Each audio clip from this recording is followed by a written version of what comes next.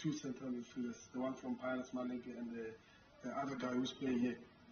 So I expect them to play like this, but we'll see who plays here.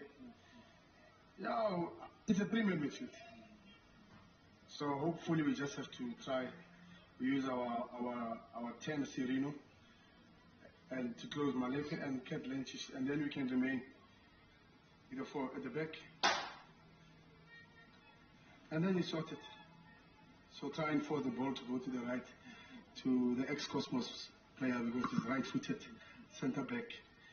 So let's give him the ball, and Pagamani was putting pressure after he received the ball, and see how we can distribute. Then you overload the side of the ball. Okay, thank you so much, Pitso. The question is, when do you do all of this? When do you do your own spying, your own tactical analysis? Yeah, but they just played now against the Free State Stars, and they played very well. They beat Free State Stars. So, I mean, we deal with a professional coach here, Clayton Larsen. After you win, you want to change.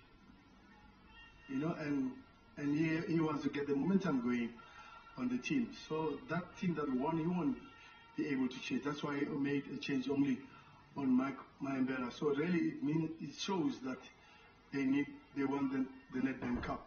I thought